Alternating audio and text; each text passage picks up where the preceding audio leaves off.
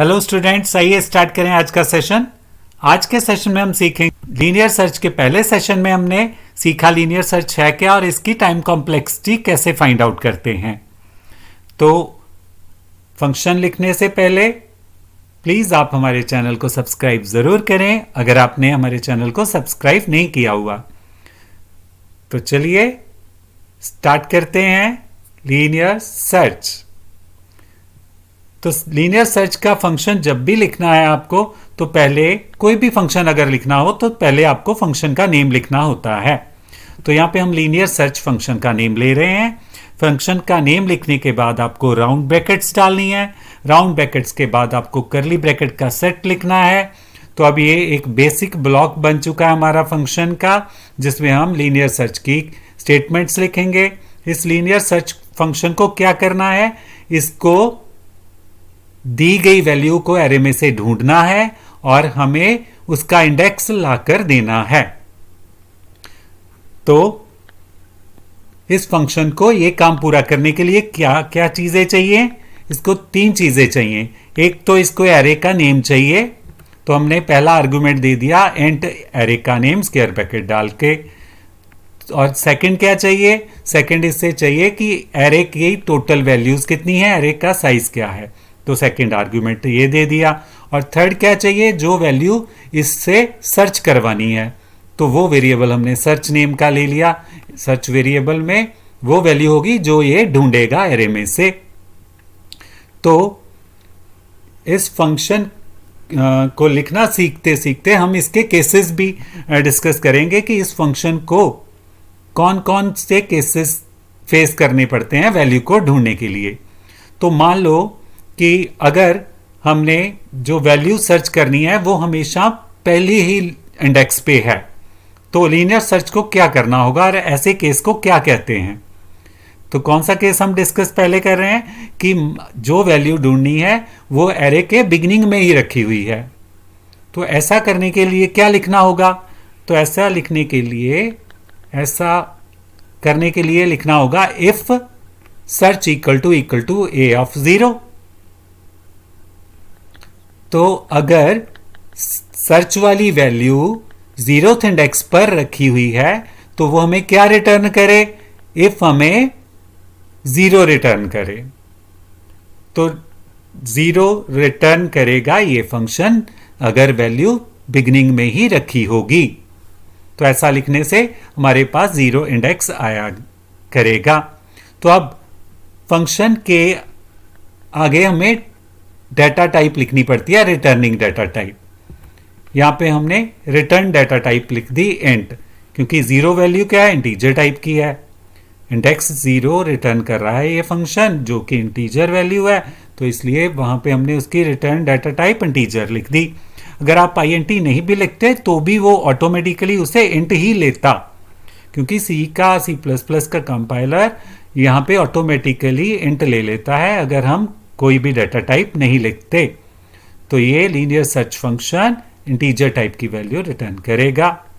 तो ये कौन सा केस हुआ, ये वो केस है कि अगर हमारी वैल्यू जो हम ढूंढना चाहते हैं वो एरे के बिगिनिंग में ही है। तो एरे के बिगिनिंग में इस केस को क्या कहते हैं, बेस्ट केस कहते हैं।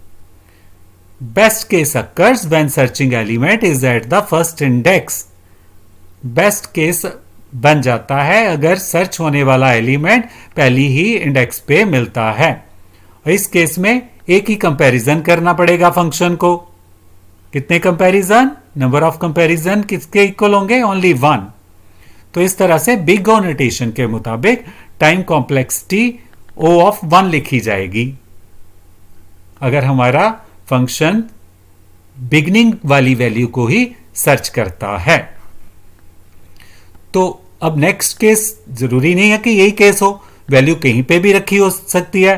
तो फिर हमें क्या लिखना होगा, तो हमें लिखना होगा, चेक करने के लिए बोलना होगा कि सर्च वाली वैल्यू A1 से मैच करती है या नहीं मैच करती। अगर A1 से मैच करती है तो 1 इंडेक्स रिटर्न कर दे, और अगर सेकंड इंडेक्स से मैच करती है तो सेकंड इंडेक्स रिटर्न करे। और अगर यहां पे भी वैल्यू नहीं है तो वो थर्ड इंडेक्स वाली वैल्यू रिटर्न कर दे। तो इसी तरह से हमें इफ सारे इंडेक्सेस के साथ मैच करना है और वो इंडेक्स रिटर्न करवा देना है। तो अगर वैल्यू किसी भी इंडेक्स पे नहीं मिलती तो क्या रिटर्न होना चाहिए, तब हम यहाँ पे -1 रिटर्न कर देते हैं। तो ऐसा केस कि अगर जो वैल्यू हम ढूंढ रहे हैं वो एरे में है ही नहीं, तो ऐसा केस क्या कहलाएगा? ऐसा केस वर्स्ट केस कहलाएगा।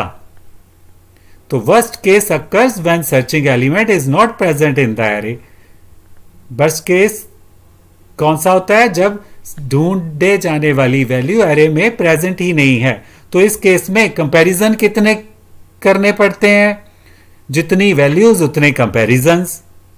तो इसलिए इस केस में बिग ओ नोटेशन के मुताबिक जो टाइम कॉम्प्लेक्सिटी है वो O ऑफ n लिखी जाएगी। n means number of values, जितनी वैल्यूज है वो बिग O के बीच में n लिख देते हैं हम। तो ये हमारा सेकंड केस हुआ। अगर वैल्यू उसे नहीं मिलेगी तो ये फंक्शन -1 की वैल्यू रिटर्न करेगा। तो इस तरह से केसेस आपने 2 सीखे और उनकी कॉम्प्लेक्सिटी। तो अब सपोज ये वैल्यू जो है कम वैल्यूज हैं, एरे स्मॉल है हमारे पास।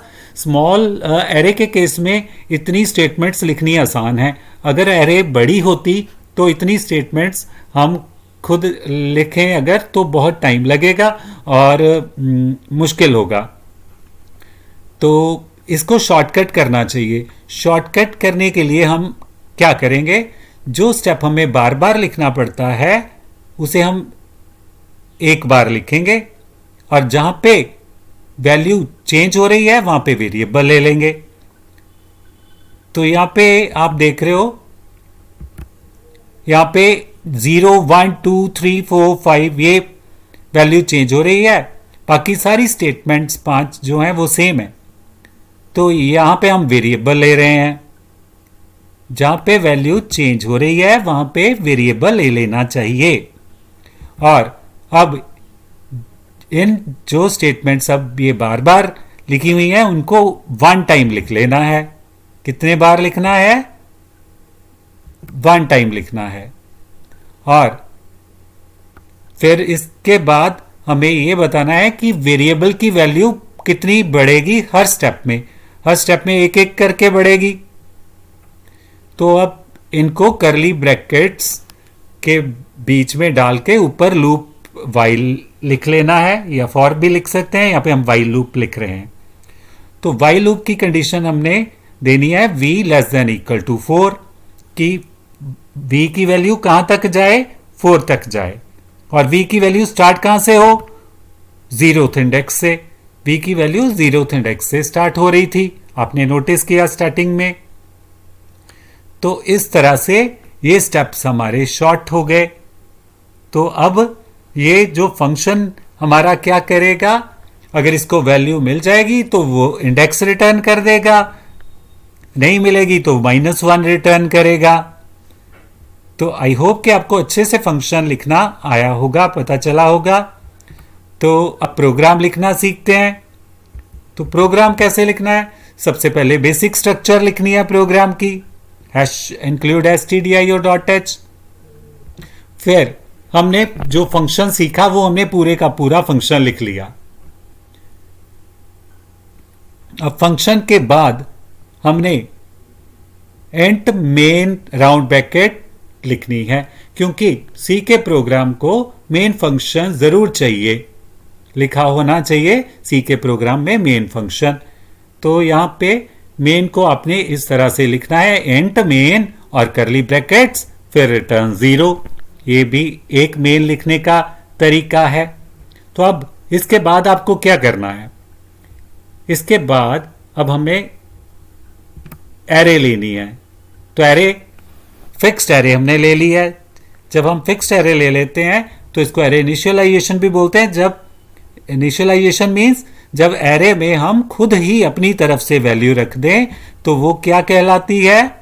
वो एरे इनिशियलाइजेशन कहलाती है। तो यहां पे हमने ए नेम की एरे ले ली और उसमें 5 वैल्यूज रख ली। आप चाहो तो एंटर भी करवा सकते हो एरे में वैल्यूज।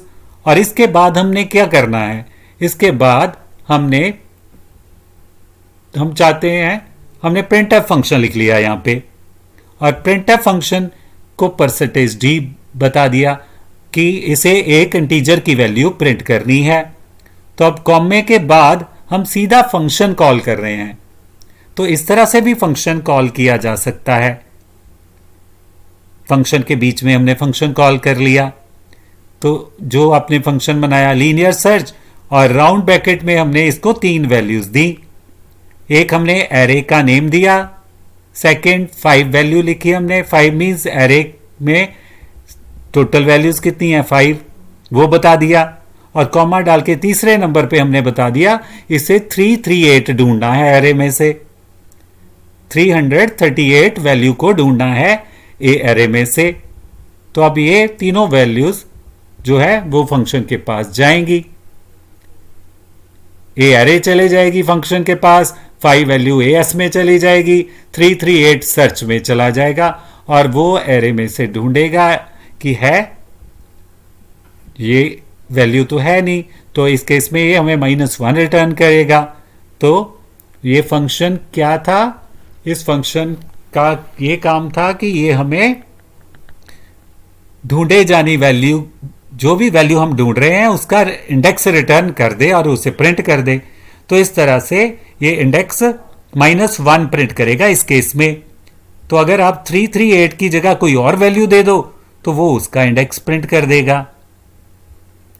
तो आई होप कि आपको अच्छे से ये प्रोग्राम क्लियर हुआ होगा। तो अब नेक्स्ट क्या है, लीनियर सर्च के बारे में हमने डेफिनेशन एक लिखी हुई है यहाँ पे। क्या है, linear search is simple searching method. ये एक आसान सर्चिंग मेथड है that works well for small और अनसॉर्टेड एरेज, जो कि छोटी और अनसॉर्टेड एरेज के लिए बहुत अच्छी तरह से काम करता है। बड़ी एरेज के साथ ये मेथड स्लो काम करता है। This method is very slow for large arrays. तो इस तरह से आज के सेशन में आपने सीखा लीनियर सर्च, कैसे लीनियर सर्च का फंक्शन लिखना है, प्रोग्राम कैसे लिखना है, इसके कैसे कौन कौन से केसेस हो सकते हैं, उनकी टाइम कॉम्प्लेक्सिटी क्या है। आई होप कि आपको अच्छे से समझ आया होगा। तो आज का सेशन यहीं पे स्टॉप करते हैं, मिलेंगे नेक्स्ट सेशन में नेक्स्ट टॉपिक के साथ। Till then have a nice time and keep on watching our channel. Thank you, bye bye, and please subscribe our channel also.